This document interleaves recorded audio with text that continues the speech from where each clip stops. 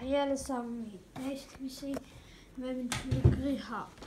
Jeg har brugt sådan noget Vigamix for hjem og fix, og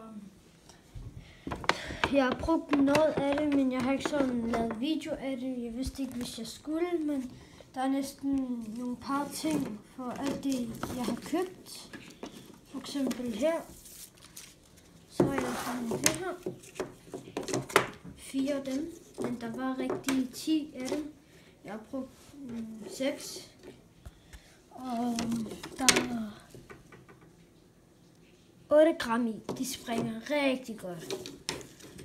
Og så har jeg så nogle romerlys med 10 kugler. De er rigtig gode. Koster ikke så meget. En til den. Så er der nogle snortop. Fix.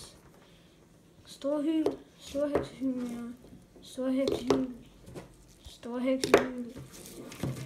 og så storheksehyl. Den har vi 4 af.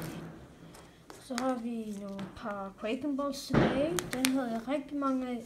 Den er sådan en ret god romerlys. Den elsker jeg. Romerlys. Og så kan jeg også se derude, de står fyr af.